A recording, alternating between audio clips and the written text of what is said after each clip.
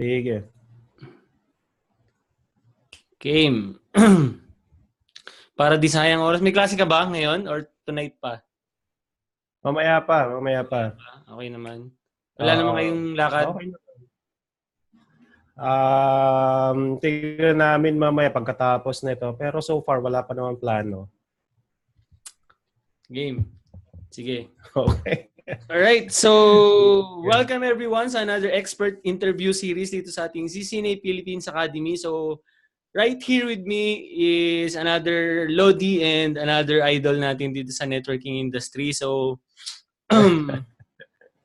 his name is Arnold Palmares. So nagkakilala kami through online pa lang, although we've been chatting all along na about CCNA, networking, etc.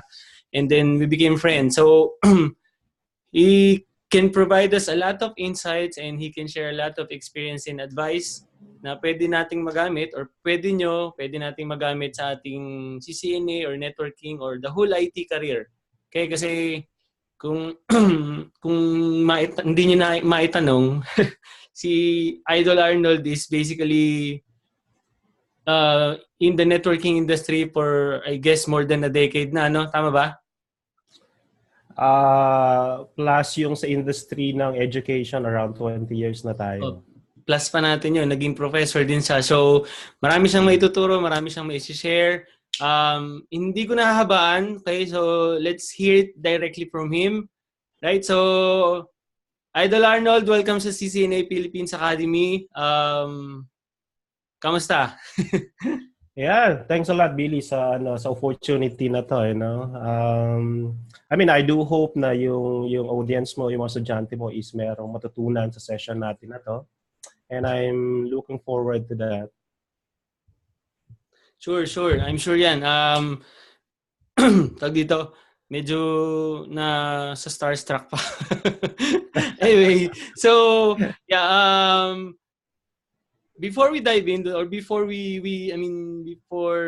moved on, can you would like to know, kumbaga ako rin gusto ko ring mapakinggan kasi nagkakatsa tayo, nagkakakentuhan pero medyo pahapyaw lang eh. Wala yung history kung paano ka nagsimula or paano ka naglakbay papunta sa from where you are to from dati hanggang sa where you are right now. So can you share a little story or backstory about yourself and what you currently do right now? Yeah, sure.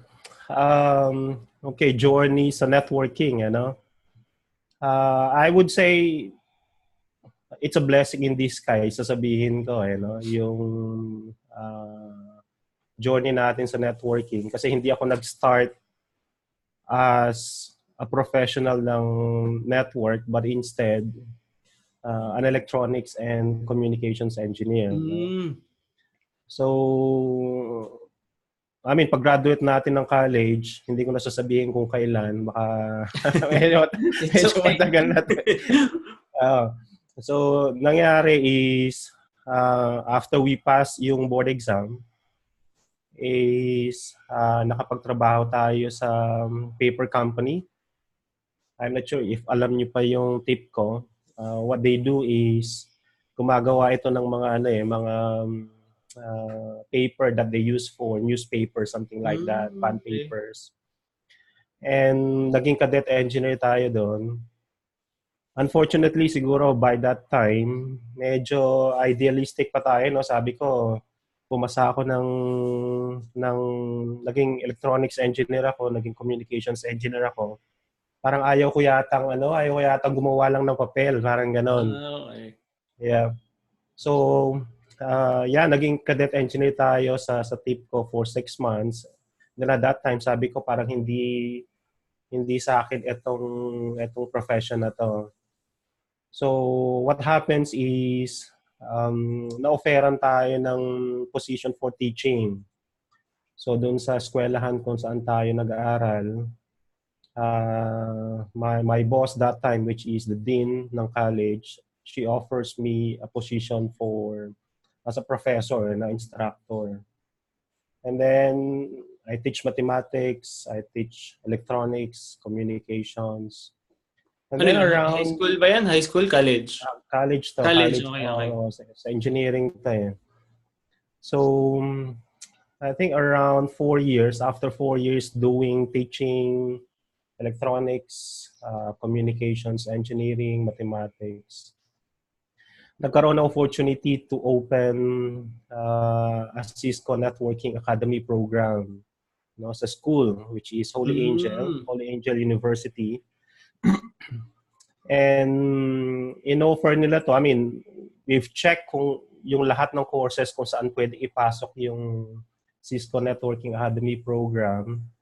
And after a lot of meetings, we decided na ipasok siya sa ECE at saka sa IT, which is yun yung medyo relevant kasi at that Mm, time. mm, mm. So, kailangan nila ng teacher, no? Siyempre, kung mag-offer ng courses, kailangan nila ng teacher na magtuturo. And by that time, ako yung department head ng Electronics and Communications Engineering. So, me and I think 3 more na instructors, nag-attend kami ng training for Cisco, which is yung tinatawag nila noon, CCAI, Cisco Certification Academy, Academy Instructor, something like that. Mm. Sa And Cisco mismo then, yan? Or parang training center na accredited ni Cisco? meron kasi silang parang setup organization na merong regional academy, Ah, something okay. like that. So, dinominate ng Cisco yon. So, and yung school is, eto, medyo mabibigla ka kasi ang nagturo sa amin actually is Philippine Science High School, which is high school na mga Mm. mga teacher na high school no, pero magagaling sila. So they taught us how is this networking academy program looks like, kung paano siya ituturo and so on. And that is actually the start, no?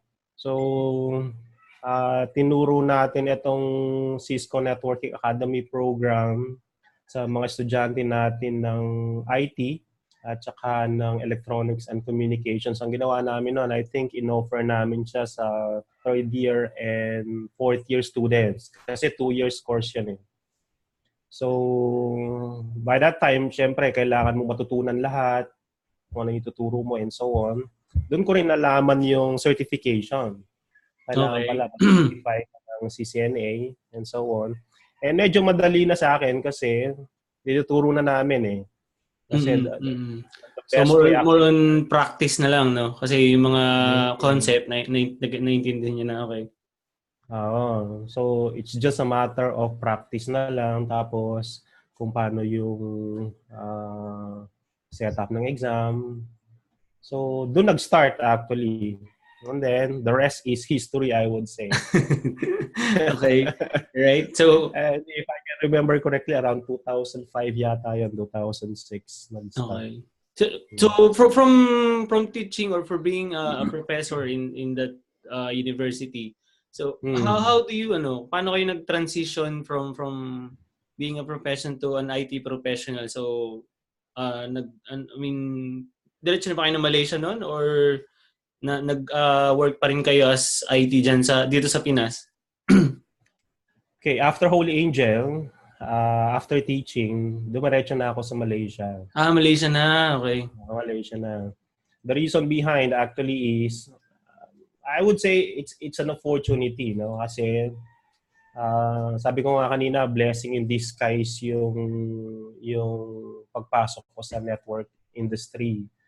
Kasi nangyari nung na-train kami as a CNAP instructor, parang nangyari, nakalimutan ko na yung or pinili ko na yung networking instead of pursuing yung electronics and communications. So, yun yung nangyari. So, tapos, syempre, pag nalaman mo na yung in and out ng CCNA, and alam mo, marami pa after that, di ba? So, nangyari is, there's one time na sinabi ko sa management namin sa school, is I want to learn more. No? I mean, after kasi ng CCNA, associate level, you'll move forward to professional, di ba? So, I develop a business plan kung paano i-offer yung professional level ng Cisco sa school. And upon assessment, hindi nila nakita na feasible sa eskwelahan kasi professional level, dapat sa industry na yon. So that triggers me actually na, okay, if I cannot further my career, my networking career sa school, I might as well look for some opportunities outside. So doon pumasok yung opportunity natin sa Malaysia. Nice, nice. So, how does it happen, or how did it happen? Did you apply for an IT job in Malaysia, or you were recruited from here? Ano nangyari? Meron ba tayong contact doon before or something? Okay, kasi tinuro ko yung Cisco Networking Academy program for around 2-3 years. Mm-hmm. Or 4 years, I think. So, nangyari, siyempre, meron ka ng mga students na nag-graduate, di ba? Okay. Okay, so, nangyari, one of my students, which unfortunately, nakalimutan ko na kung ano yung pangalan niya, nakapagtrabaho siya dito sa Malaysia nga, which I'll mention the company later. And then, sabi niya, sir, baka you want to explore yung opportunities dito sa company. I can recommend you, sabi niya gano'n. So, nice. I recommend ko po kayo, sabi niya. And yung boss ko is pupunta dyan sa Philippines to interview candidates. So, sabi ko, tingnan natin. And at that time, sabi ko nga, timely naman na I'm looking forward to further my networking career. So, punta tayo dito sa interview. Ganun siya. So, it started with this student na naging estudyante natin. And then, he just gave me an idea na open itong company for hiring.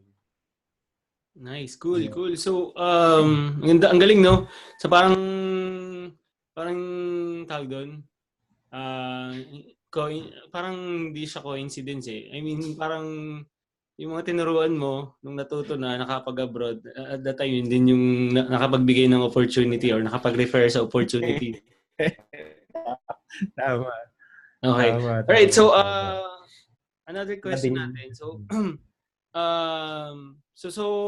from teaching and then going to the industry itself, do you think nakatulong ba yung I know the answer is yes, but can you share us how yung pagiging certified or certification help us in furthering or kumbaga in growing your career in the networking industry?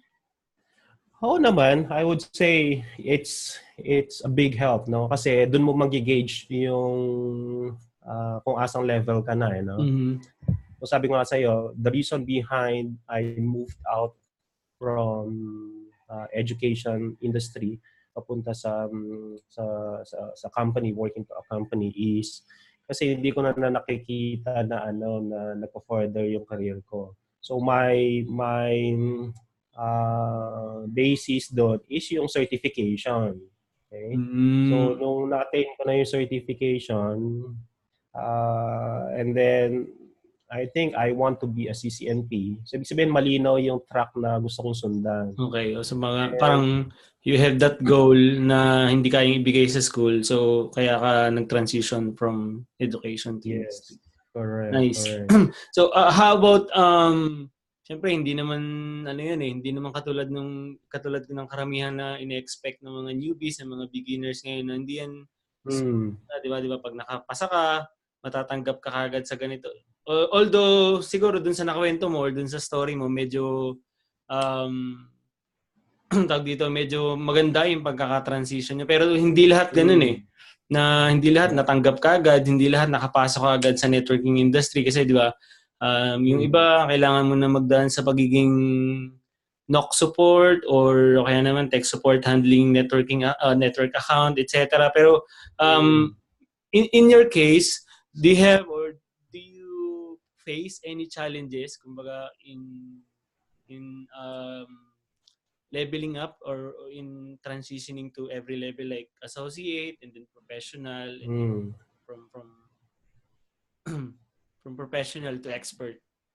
Meron ka bang naiisip or pwedeng i-share na siguro challenge or kumbaga may times ba na parang nahirapan ka, gusto mo nang umayaw, parang tipong ganun?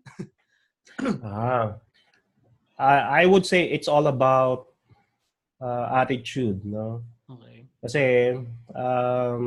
I mean, probably nasabi mo nga kanina, I became a manager, no, sa company. I mean, after how many years na tinahak natin yung path na to.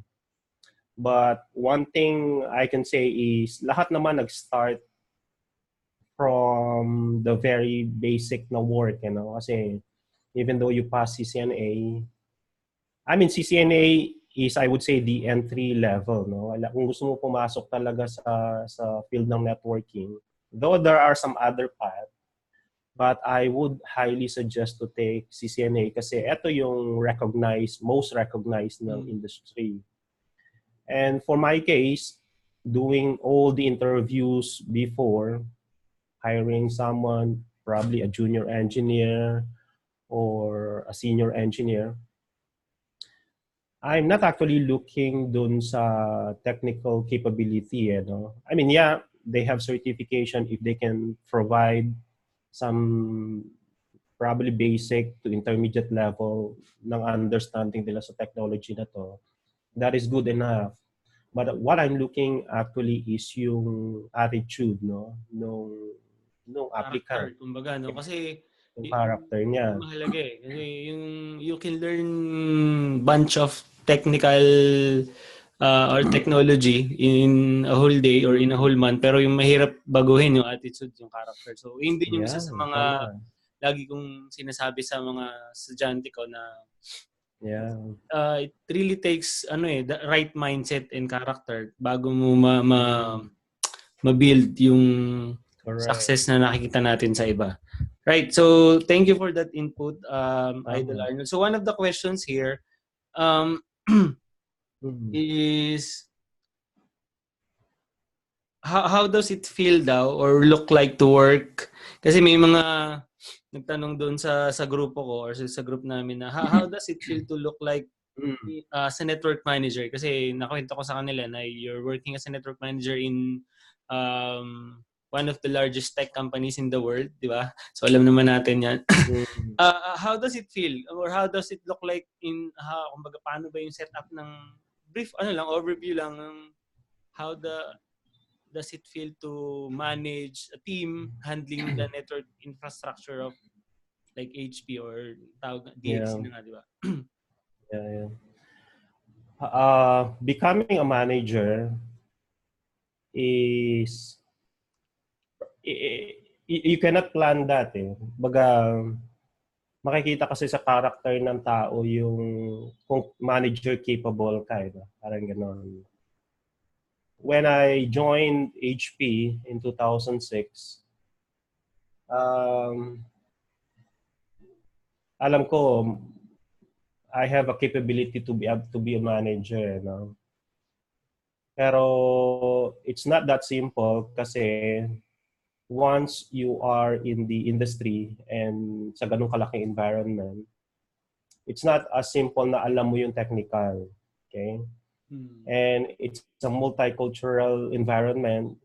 We have Indian colleagues, we have Malaysian colleagues, we have from Europe, from America.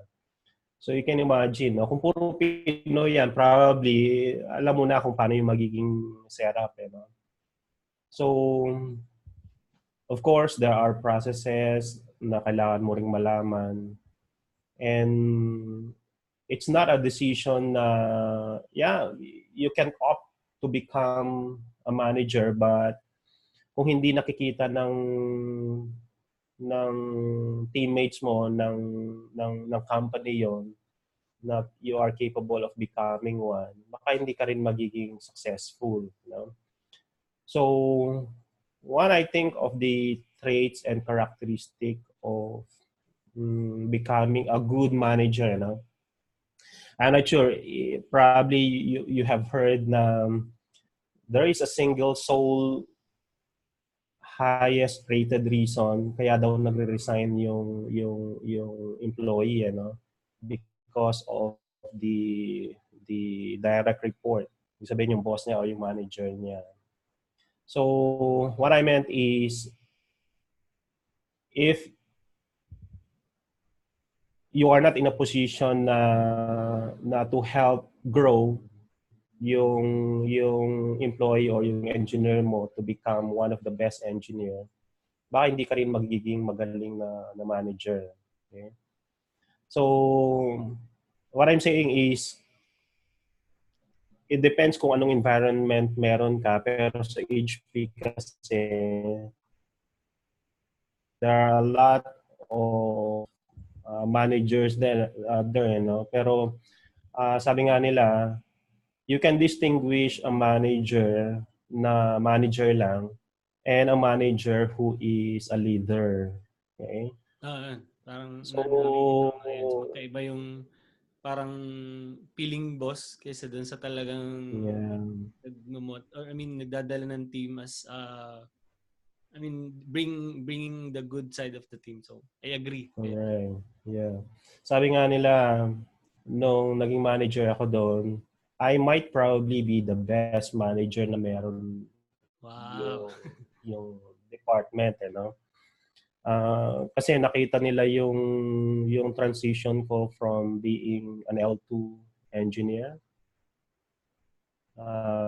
to becoming uh, an L3. Kung nagamit yung technical support yata o deep technical support yung mga terms na ginagamit natin. So meaning, probably it would be easy to become a manager. I mean, Okay. uh, ang tawag dito, pakisamahan mo lang yung boss mo, probably one of these days you'll become one, di ba? But to be a leader, I think it's not that easy. Especially nung nandito tayo sa HP, I have 75 project engineers, no? These are very good engineers. Project engineers sila, hindi sila sa operation. So meaning we build something. So you can imagine the technologies that we handle. Kailangan alam mo kung paano mo ipoposition yung sarili mo. If they are talking about data center, you should have some experience dun sa part na yun. If they are talking about, for example, a firewall build-up, meron ka dapat. If they are talking about a site na lalagyan nila ng load balancer or a riverbed, for example, you should have some idea. But it boils down actually on how you deal with people. No? So sabi ko nga kanina, if you know the difference between a manager and a leader, and for me, I believe na yung leader lang yung someone na can really transition yung team from this level to the next higher level. I haven't found a leader na hindi niya nagawa yon. Pero you can imagine, I've been in this company for 11 years.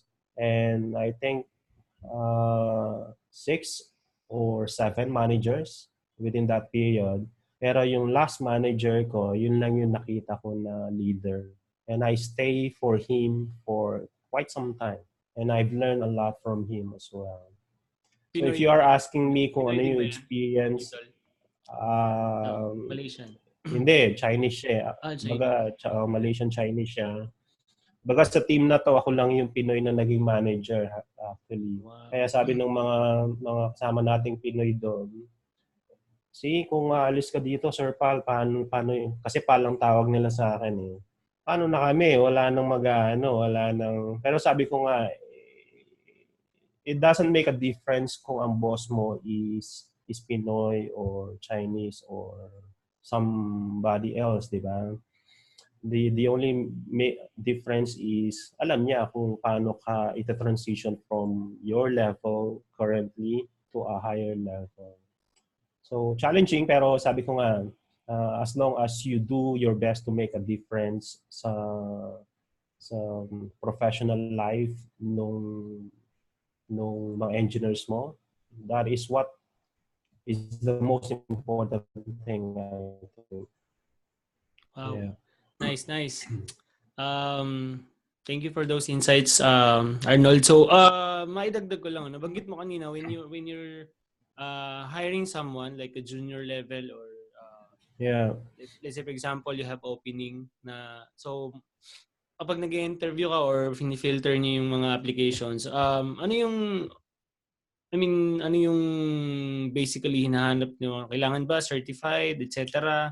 So ano yung mga kasi makakatulong to eh. Most of my students are fresh graduate. So yung mga probably graduated a year ago from universities na talagang kumbaga newbie pa lang, wala pa masyadong industry experience. So gusto din nilang malaman kung ano yung mga as a manager. Yeah. So what characteristics or what quality of an engineer or an applicant na hinahanap nyo para ma-hire doon sa mga position. Let's say for example, NOC engineer o kaya naman junior network engineers. Okay, can you give us tips kung paano nila dapat maging ang diskarte nila pagka naghahanap sila ng ganung klase ng trabaho? Yeah.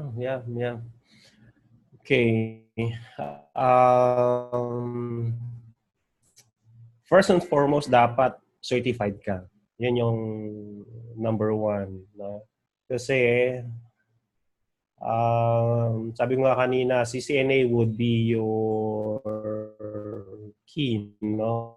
Para maka-enter ka sa network industry. But me, like HP, IBM, Dell, probably Cisco, kailangan certified ka. If that is your goal, certify yourself first. Ano? And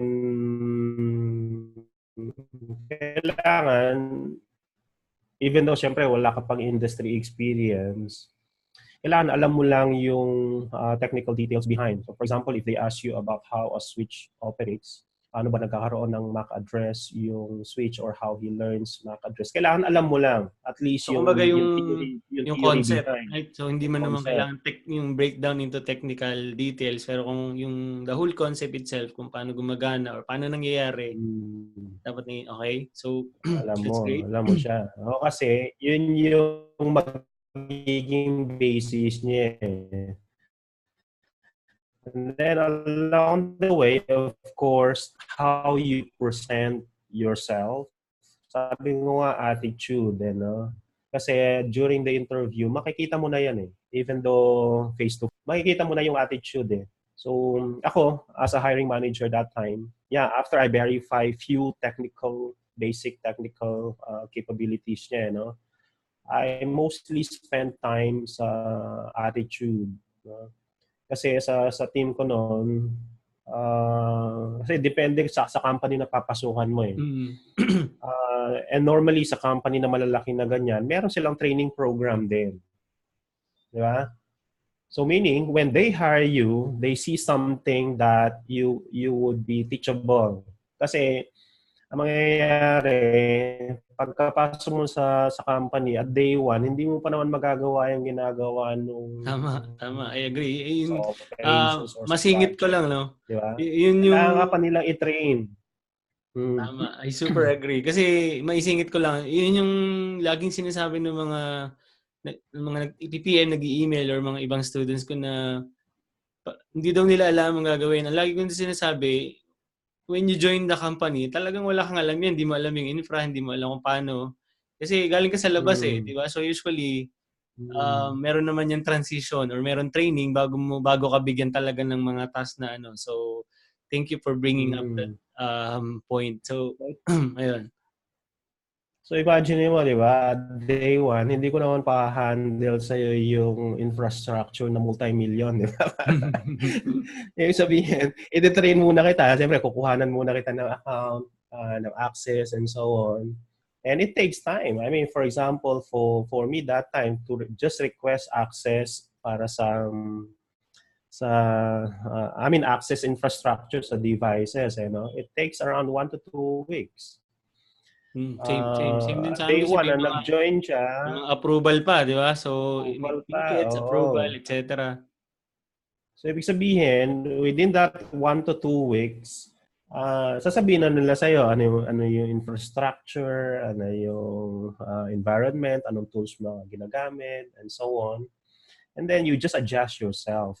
Kaya Yun. ang pinaka-importante is yung attitude talaga na kailangan teachable ka. Kasi pag sinabi mong, okay, pumasa ka ng CCNA no? Or CCNP or CCIE for that matter. Pag sinabi mong alam mo na lahat and you don't need any help, Yeah, yeah. medyo malabong i-hire kita. May mga ganun eh. Kaya Kasi nga, no, to cut you doon ano. So, may mm, na-experience din namin yan. May mga, kasi before, nung nasa Teletech pa ako, nag-a-assist din ako sa interview and then nakikita rin mm, namin talagang meron mga IT, meron mga ano na parang they feel good about themselves na yung ito yung na-reach ko na certification, mm, ganito ako, ganyan. Pero you can see on their mm, attitude, na on their character na parang ang hirap pakisamahan, ang hirap turuan, tama. katulad na sinasabi mo na kailangan teachable ka kahit gaano pa kadami yung nalalaman mo. Kasi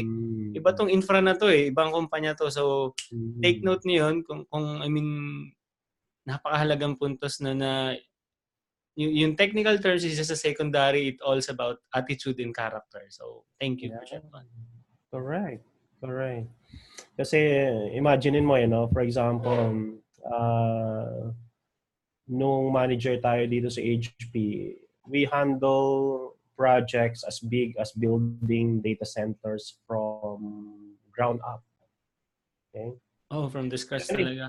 from the scratch talaga, they just give us a blank floor plan. And then kami magde-decide kung ilang racks ba lalagay dyan, anong services. I mean, of course, merong requirements ang client. Pero kung paano mo ilalagay yung positioning ng lahat ng devices, yung core devices mo saan, distribution mo, for example, saan, yung servers nasaan. I mean, those things you can learn. Pero yung attitude mo towards handling yung projects na yon, it makes a lot of difference, I'll give you a specific example, Billy, no? For example, before ako naging manager, kasi ang transition ko from operations to project. So Okay. guys, dun sa mga estudyante mo, it's an advice sa inyo, When you enter networking industry, I mean, it's a blessing, if you started in project agad. Pero most of the time, they won't hire an entry-level network engineer para pumasok ka agad ng project. Kasi yun na yung nagde-design ka na, tapos you decide kung anong maganda para sa client and so on. So, probably mag-start ka muna sa operations, meaning you provide support sa Support mo na. client na to if they have incident, if they have, for example, change request, tapos merong magpa-plan, tapos ikaw ang mag-implement, something like that, no? So I transitioned from operations, I think 5 years yata ako sa operations, and then around 5 to 6 years sa project. Pag nasa project ka na, they just give you a requirement, tapos you build from there. Okay? You talk to project managers, you talk to the client. Ibig sabihin, you should have something in you na kailangan alam mo na yung environment. Okay? So mangyayari is, nung nag-build kami ng data center and we build for this client, 11 data centers worldwide, no? Build doon. And 3 of those data centers are actually assigned sa akin. Kasi that time, wala kami makuhang kasama na magbe-build. No? Ibig sabihin, wala pang capable enough to build these data centers. So, nangyari, we have 11. And then, ilan ba kami nung nag-build? 4 lang yata kami. Wow. Kaya din mo yun, no? So, there are 11, then 4 lang kami. So there are 3 data centers na na-assign sa akin. And unfortunately, yung mga data center na yun yung mga ayaw ng mga kasama ko kasi they are the most complicated. You know? So sabi ko, it's a matter of attitude. Okay? My networking background started on Cisco vendor. No? Nag-start ako sa Cisco. Okay? And I would highly suggest we start with Cisco. Kasi siya yung pinaka, sabi ko nga kanina, pinaka acceptable ng market. And then when I transition to project, operations kasi puro Cisco, checkpoint, firewall, ASA. Oo, mixed na. Lalo And na then pag ganyang some, mga nag-handle ng iba't ibang kliyente, di ba? So, kailangan mo mag-adapt. correct, kailangan mo mag-adapt. So nung nag-transition ako to project, my background is Cisco. Okay? All Cisco devices, alam mo kung paano i-design. But when we build this data center, I mean, because of, siyempre, mga competitors yan, di ba? They want these data centers, these 11 data centers to be a non-Cisco data center because they want to prove something na we can build a data center without using Cisco devices. Okay? So So, imagine that. So of course, there are architects who provide a high level, no? A high level view kung paano i-design to. They write it wala man nga diagrams, no? They just provide inputs. It's a document na ito yung kailangan natin gawin. And then you select all the devices, non-Cisco devices that would actually fulfill your requirement na to. So you imagine we build 11 data centers.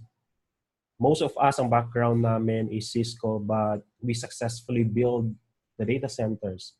So my point is, yeah, kung gusto mong makapasok to networking industry, you are on the right track kasi yeah, Billy, as your instructor, tinuturo niya is CCNA. So that would be your entry level.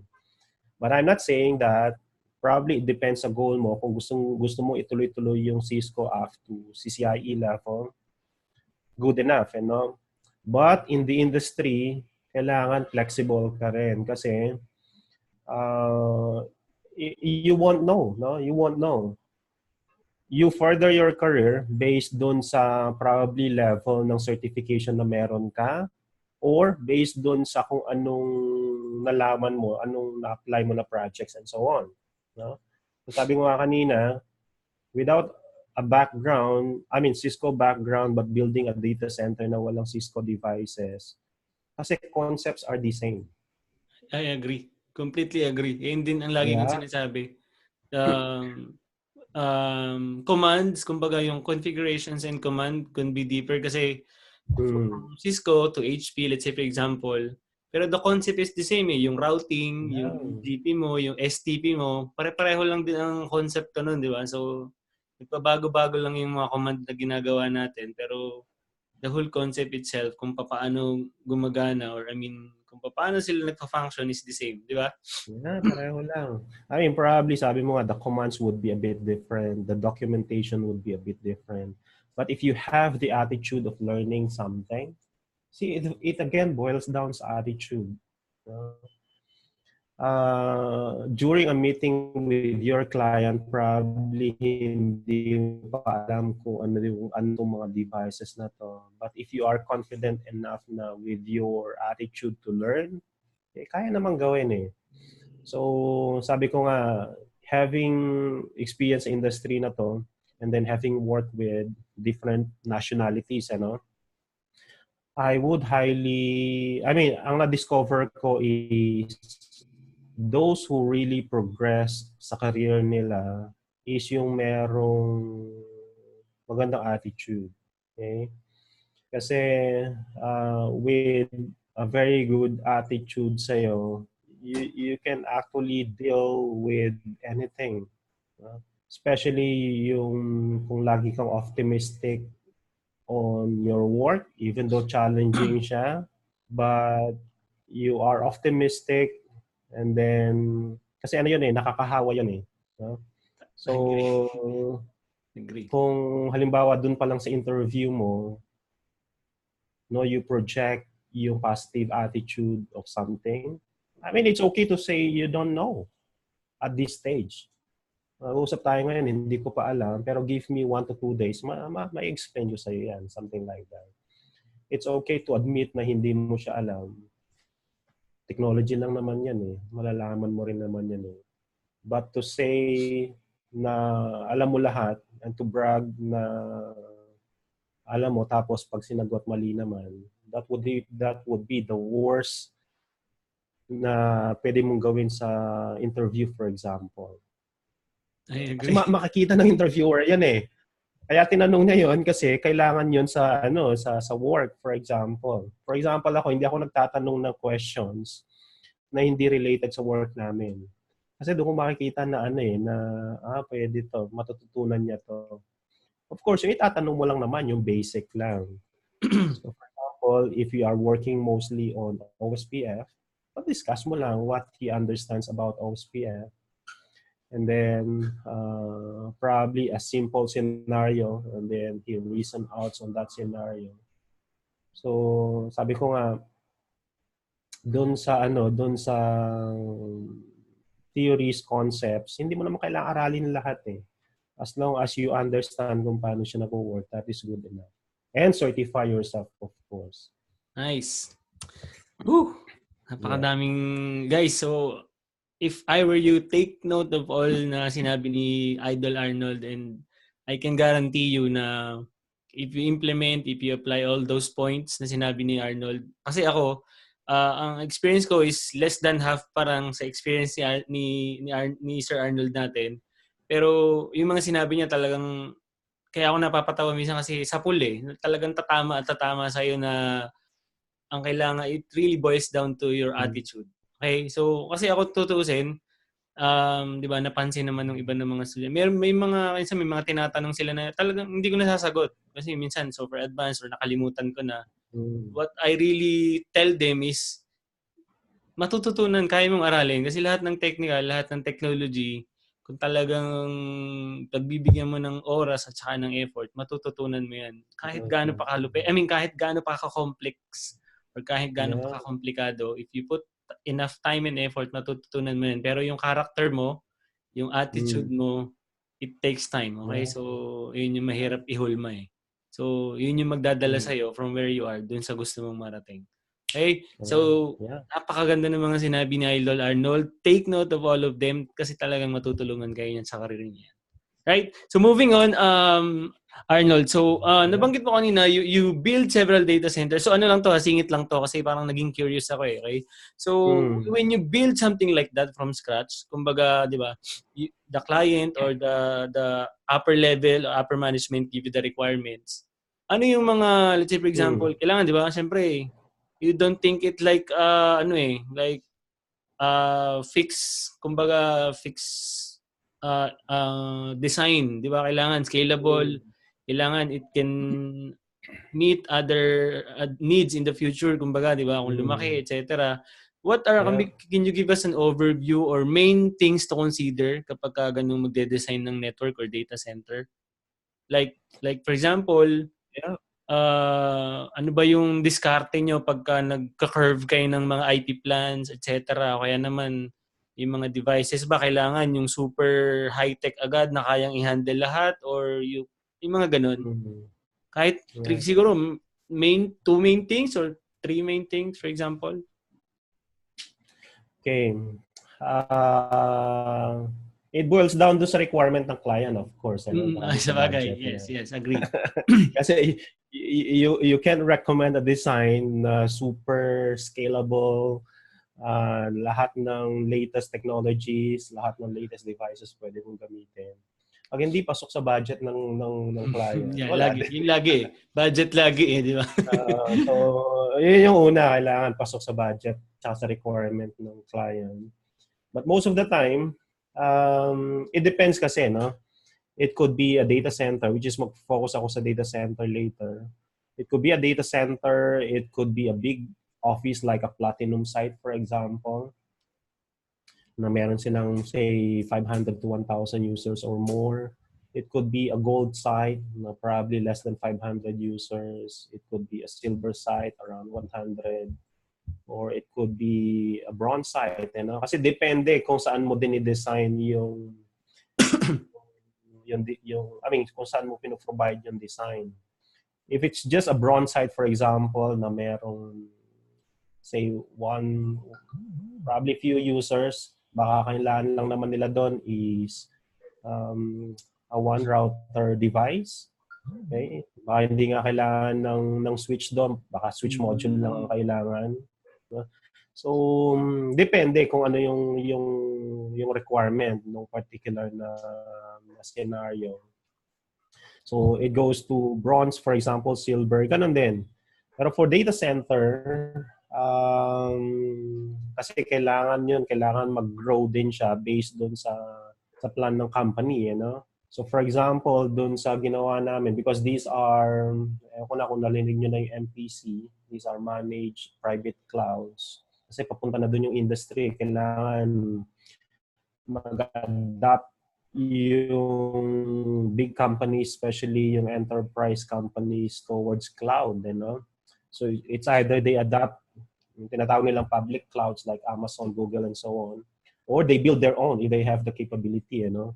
So itong client na ina-handle namin na to, they have the budget and capability to build their own cloud kasi meron din naman silang client. So based dun sa requirement nila, okay, they want to provide this service that would sustain them for the next 5 to 10 years. Okay? And ito yung expected growth nila year over year, for example. Kailangan kasi ma-consider yan eh. So for example, they are growing their client base from, say, 10% to 15% per year. Doon mo rin ma-identify kung ilang ports yung ilalagay mo doon sa core devices mo, for example. Kung 10 gig ka ba or 1 gig lang papuntang client side. Okay? Pero for data center, we highly recommend that we start everything at 10 gig na kasi gone are the days na dati ang 1 gig napakabilis na. Kasi meron tayong 10 Mbps dati tsaka 100 Mbps. Pero in data centers nowadays, because of the massive data that we have, video, for example, 10 gig, no, minimum, yung probably towards your distribution at saka core, for example, no. And then we have technologies na i-combine mo like yung ether channel technologies natin, di ba? But minimum requirement is kailangan nasa 10 gig na. Okay? And I mean 10 gig within the LAN side, no? Kasi pag pinag-usapan natin, you have your LAN side at saka one side. Okay? So one side, 10 gig, if you are communicating between data centers, yes. For example, you use fiber, 10 gig, or 100 gig. Pero within the LAN side ng data center, kasi meron kang backup, meron kang storage, no? Meron kang production side, meron kang management side. So, 10 gig. But, doon sa scalability and requirement, yun yung masasabi ko, you know, first is budget. Tapos, ano yung growth na expected sa company na to. And then, doon mo na i-base, no? Kung ano yung orderin mong devices. Okay? Tapos of course doon sa functionalities, no, na gusto nilang magkaroon yung data center. Okay? Kasi mayroong devices na multi-purpose na siya, di ba? Mm-hmm. So depende kung ano yung given na requirement. But mostly, when we talk of scalability, yun. Yung growth ng company, tapos align mo lang, okay, ito yung growth nila, tapos ito rin yung budget nila. Okay, doon ka magbe-base sa design. Alright. But honestly, guys, excuse me, yung design, probably you are not in a position yet to come up with design. Yep. Probably kung probably bronze to silver designs, yeah, pwede. Pero kapag inas nila kayo of that kind of design, don't design your own. Ibig sabihin, kasi meron tayong mga architects na gumagawa nun eh. Pero pag simple pa lang yung requirement, I would highly suggest go to Cisco, you know. Then just follow yung requirement or suggested na design requirement nila doon. Okay? Because as of now, if you provide your own design, because wala ka pa kasing ganun karaming basis, no? Why you come up with such design, you might as well select na lang muna yung recommended ng C-score, probably kung ano man yung vendor na ginagamit mo. Alright. So, thank you for those points. So, although tama ka, at this level, hindi pa naman siguro kailangan problemahin ng mga CCNA level yung ganyang ganyang klase ng responsibility. Pero it's still a good, kumbaga, overview what's ahead. Kumbaga, di ba? Parang this will comes ahead of you if you want to level up this path or this career. So, yan yung mga responsibility at saka yan yung mga task na pwedeng ma-assign sa inyo once you become a manager or a network or design expert kasi may ganun, di ba? Or architect in the future. So, thank you for those points, Arnold. So, a couple of questions na lang. Probably, I guess, we're more than around an hour na yata. And napakaganda ng mga sinasabi mo. So, itong mga ilang questions na binigay ng estudyante ko. So, I'm not sure kung applicable, pero you can probably give your insights. Di ba? Kung saan daw, one of the students asked kung saan daw nag-i-invest yung mga companies ngayon. Like, we have software-defined networking or cloud, etc. Kumbaga, what's the trend right now in networking or in the infrastructure itself? And where do you see probably 5-10 years from now? Okay. Very good question actually, no? And nakita ko nga na you have those interests, no, sa group niyo.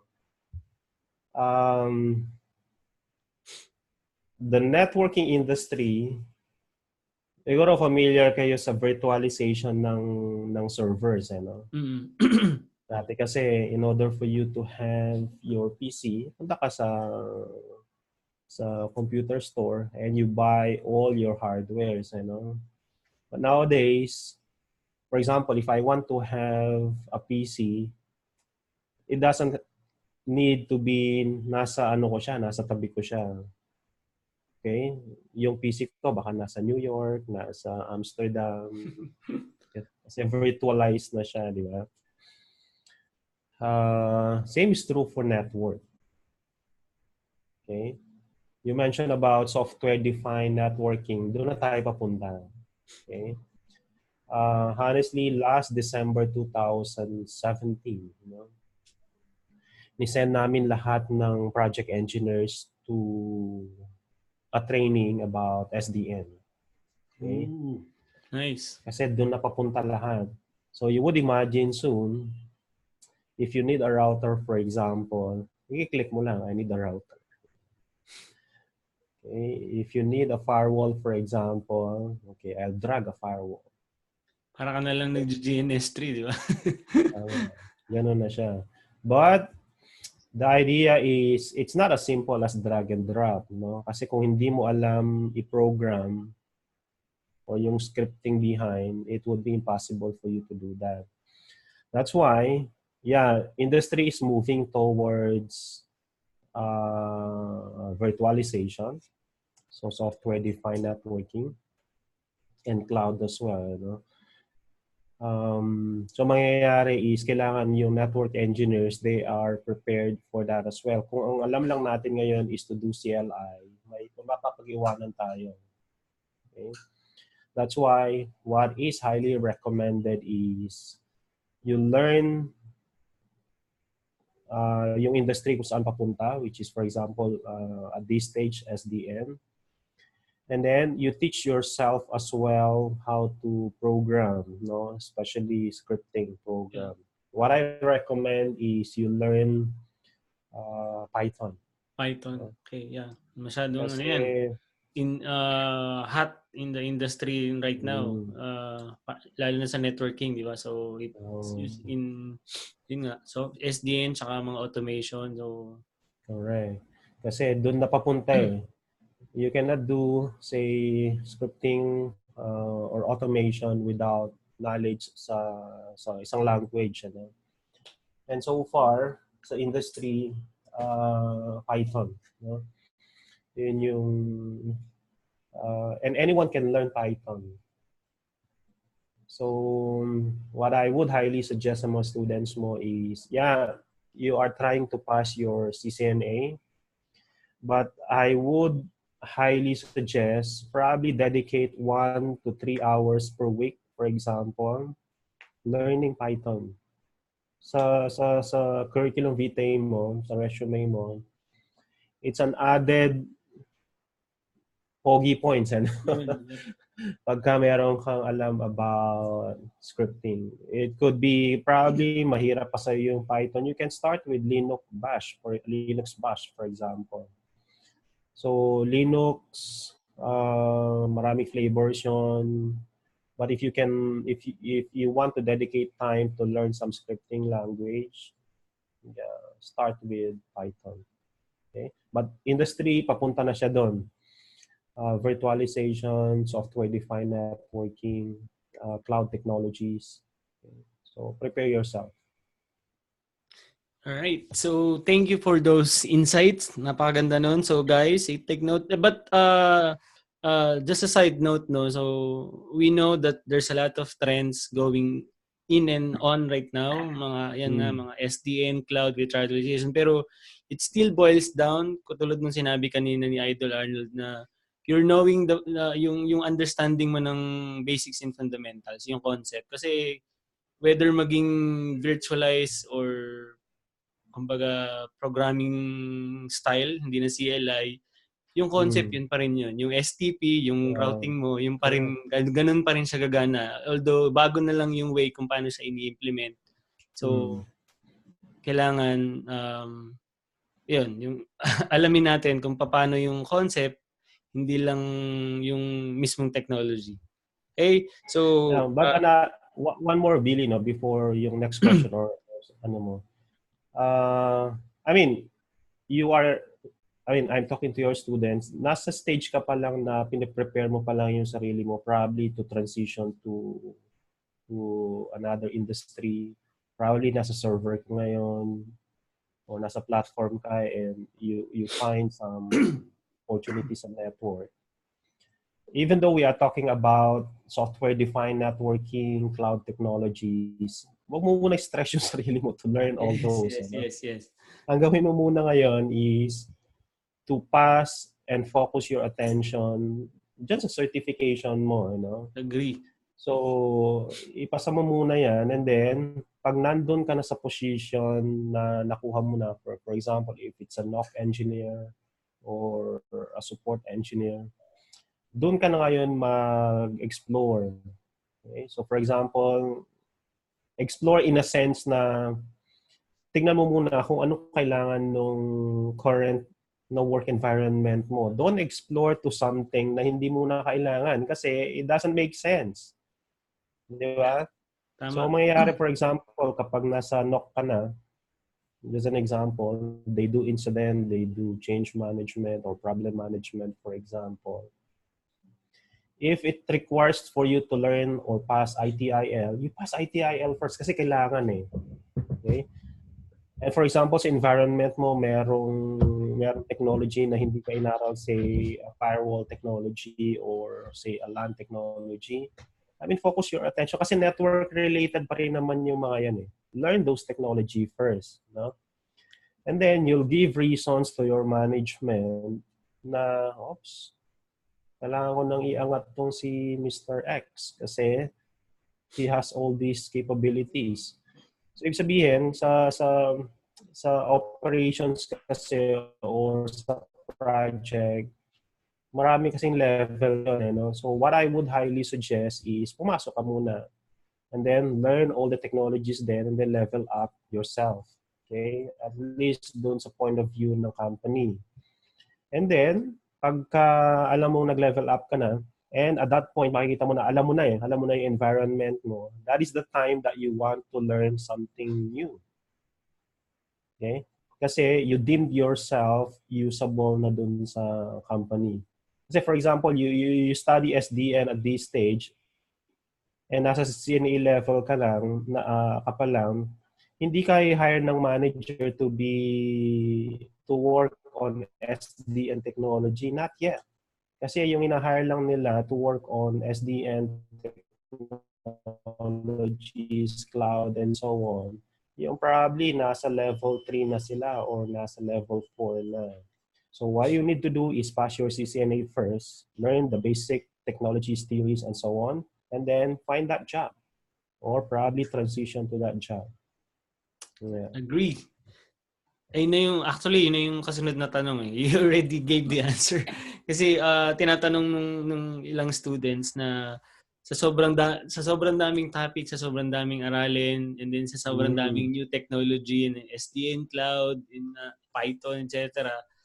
Na ano daw yung magandang diskarte. So, yun na nga. Binigay nyo na kung ano lang yung kailangan nyo for now. At least since you are just starting out, you're just a beginner. So, focus and give your time and effort dun sa kung ano muna. Get your CCNA certification, and then once na na-achieve nyo yun, that's the best time na saka kayo mag-explore doon sa upper level or doon sa iba pang technology. Kasi talagang ma-overwhelm ka pagka grab ka ng topics, or I mean, lahat aaralin mo, napakadami niyan. Kasi sayang yung oras, and it will not it will not help you learn as much as possible kung magkakram ka lang ng pahapyaw sa bawat topic. So, focus on what you need, or on what you, for example, what you need right now, like CCNA, routing and switching, kasi yun yung kadalasan na stepping stone. And once you get there, sabi nga ni Idol Arnold, that's the only time na saka tayo mag-explore.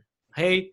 Alright, so probably yun na yung last questions ko. So, ito na lang. So, out of all the good points, out of all the good advices na binigay mo, if we're going to summarize, kumbaga, can you give us at least, probably nabanggit mo na rin kanina, pero kumbaga, para talagang ma-reinforce dito sa mga aspiring network engineers natin, can you give us your two main advice, kumbaga, two or probably one main advice for aspiring network engineer? I mean, Filipino network engineer. Okay. Yung number one is hindi ko nasasabihin kasi alam mo na kung saan ka pupunta. You want to do networking, you want to transition to networking industry. Ginagawa mo na yun kasi nag-enroll ka kay Billy and yeah, you want to be a network engineer. But the most important thing is what kind of network engineer you want to be. Okay? Yun yung pinaka-importante, no?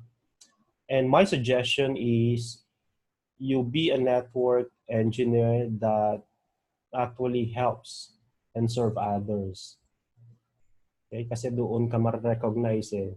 Doon ka nila ita-transition from one level to the other. So meaning if you can position yourself na, yes, I'm a network engineer at this stage probably by title or by certification, but you can distinguish yourself doon sa iba if you are a service to them, to others. Yeah, kumbaga, you give value, kumbaga, di ba, sa ibang tao, it's either sa company mo. Kasi once, kumbaga, how you and your skills are providing value to your employer, kumbaga, kasi yung value na binibigay mo, yung support na binibigay mo, it adds revenue. It's a business eh, di ba? So, once they see you as an asset, so, nandun yung sinasabi ni Ardor na you have the opportunity to further your career. Okay, so I guess that's it. We're more than an hour already. Pero aside from that pala, hindi natin nabanggit kanina, hindi natin napag-usapan kasi medyo nagtuloy-tuloy yung kwento namin. So, kwento natin. Can you share what you currently do right now? Si Idol Arnold, if you didn't know yet, guys, is the founder of Internold or internold.com. So, basically, hindi rin natin nabanggit kanina, from Malaysia, he's already retired, right? Tama ba, di ba? Yeah. So, nandito na rin siya sa Pilipinas. Although hindi pa kami nagmi-meet, hindi lagi matuloy-tuloy. Yeah, hindi So, matuloy-tuloy no? oo nga eh. So, he's also teaching other aspiring network engineers, hindi lang Pilipino, okay? So, worldwide. Okay, so meron siyang mga estudyante like Malaysia, Australia, etc. Anyway, anywhere in the world na doon sa course niya. So, yun. So, Internold. Can you give us a brief overview of Internold? Yeah, correct, no? Kailangan na-mention ko pala kanina yan, no? Yeah, so finound natin yung Internold networks. Actually, bago pa ako pumunta ng Malaysia, it's already internold.com, no? Pero na-formalize lang talaga yung gusto nating mangyari on what services that we want to offer for this company nung bumalik tayo dito. So, internal networks is focusing mostly on providing values, and services current and future network engineers. And so far, ang ginagawa natin, medyo exclusive lang siya ng konti kasi ini-start pa lang natin we just starting, no, yung pag-roll ng ball. So we have every 2 to 3 months, we are opening enrollment for our program na tinatawag kong INCLU, no? INCLW. That is Internold Networks CCNA Live Web Class. So it's a 3-month program na para siyang CCNA review na every week nagmi-meet kami ng live. And then we have this kind of discussions. Okay? So gina-guide natin sila kung paano pumasa from day 1 until after 3 months. Yun nga lang, selected yung students kasi ayoko na pag pumasok sila, yung tipong hindi malinaw kung ano yung goal. Okay? Kung ano talaga yung, baka nakita lang nila na merong opportunity sa network pero hindi naman talaga nila gusto yung industry. So, I might as well select yun talagang, kasi tutulungan mo within that 3-month period, they have access sa akin. And the best way na matulungan ko sila is kung gusto nila magpatulong. Okay? So, yun yung current focus ng Internold Networks. And doon ko nga actually nakilala si Billy, no, nung i-ramp up natin ito by searching and by recommendation ng iba sa group namin. Billy is actually an expert, no, sa industry na to. So, when the group learns na I'm trying to formulate about CCNA, they told me na, hey Arnold, you need to talk to Billy Ramirez. Then tanong ko nga dati, who is Billy Ramirez, And then along the way, Hindi tayo nag-abot sa Malaysia, no? I've learned na nasa Malaysia pala siya. Hindi pa kami nagkita doon. And yeah, I'm very honored actually na nakilala ko si Billy kasi yun nga, no, based sa recommendations ng group about the values na pinoprovide ni Billy to the community. It's really huge. So thanks a lot for that, Billy. Well, no, thank you, Idol. I mean, you provide lots of insights and lots of value. So alam ko na napakalaki na maitutulong nito sa mga Filipino kapwa natin na Pinoy na nagnanais or nangangarap maging network engineer. Kasi yung mga binitawan mo kanina talagang whether kahit sa hindi sa career they can apply it in other areas of their life and guaranteed na magiging successful sila. So, salamat sa oras, salamat sa mga tips, salamat sa mga advice. Hopefully, ma-meet na kita in the near future para ano. So, nabanggit ko rin kasi sa'yo, di ba? No? Nagpaplano kasi kami ng meetup na ang plano ko is just, not just a normal meetup, parang a small talk. Mag-invite ako ng probably 1 to 3 speakers. So, sabihan na natin si Idol Arnold. So, pag na-plansya na natin, sabihan ulit natin siya para ma-meet natin siya in person at makapagpasalamat tayo. Okay? Yes. Alright, so meron ka pang gustong sabihin, Idol? Okay, one last word probably is I would actually commend you guys, na ni-start nyo yung career nyo towards becoming a network engineer. And based from my experience, you make the right decision na i-pursue yung career na to. The only thing na kailangan nyo i-consider while pursuing this career is, yun nga, be a service sa iba. Kasi hindi ka magtatagal sa industry na to, hindi mo siya ma-appreciate kung yung value, yung technical learnings na nakukuha mo is hindi mo naitutulong sa iba. Yes, probably your company benefits from it. Pero for you as a person, kung hindi ka nakakatulong sa iba based sa knowledge na meron ka, walang masyadong fulfillment. Diba? So what I would highly suggest is, of course, I would want to congratulate you na pursue nyo to. But for you to move onwards, appreciating kung ano yung inumpisahan mo, teach others, no? Be a service to others. Meaning offer value. Probably turuan mo yung... Kasi ang naging problema ng karamihan sa industry, not only networking industry, is yung mentality na kapag tinuruan ko yung iba, baka papalitan niya o alisin niya. Yes. It's a totally scarcity mindset. It's a totally different idea sa industry. If you want to further your career, your networking career, share to others. Meaning, have the motto na nung manager pa nga tayo, meron kaming finormulate. Probably I can share din sa inyo. What I call S2LP, no? S2LP. Kasi mas madaling tandaan eh. Yun yung vision namin actually na finormulate ko sa team. And every day we live S2LP. S2LP is short for share, to learn, and be proud. Okay? Meaning, you learn by sharing. And then you make your probably colleagues, your management, your client proud. So S2LP.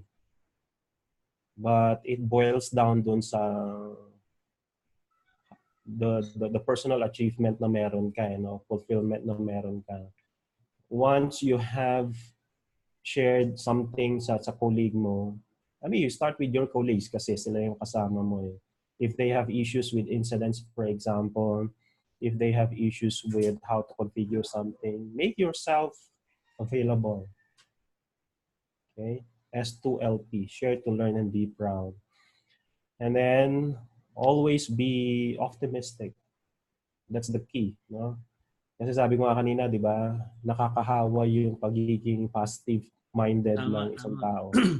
Yeah, okay, when you go to a networking industry, masyadong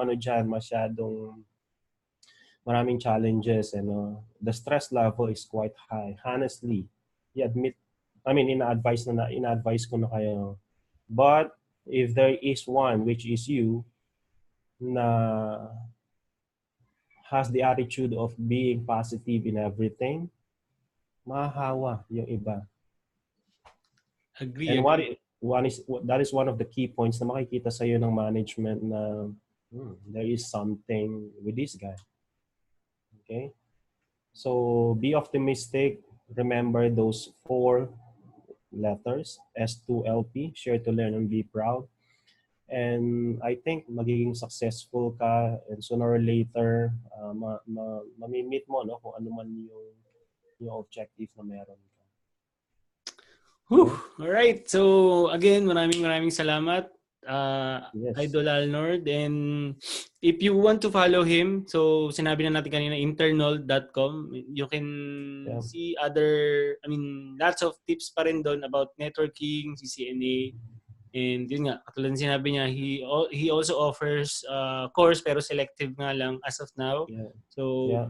you can check his website, internold.com. And again, sabi ko nga, baka in the coming weeks or in probably early next year, ma-invite natin siya in live meetup pag natuloy yung meetup natin. So, para makapagpasalamat tayo in person. So, I think that's it, Idol. Maraming salamat again. And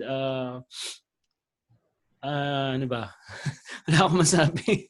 Ang daming binigay na tips, pero I'm sure malaking may tutulong nito sa mga estudyante ko. So, yeah. Thank you. Yeah, all the best to you guys. All right. So, that's it. Yeah. We're gonna cut here. Thank you again for your time. Take note of this episode. This is the best episode so far. So, namnamin nyo yung mga good points at mga value na binigay ni Aldo. Okay? Alright. Yeah. So, thank you guys. Thank you, Idol. Thanks a lot, Billy. Bye-bye. Bye.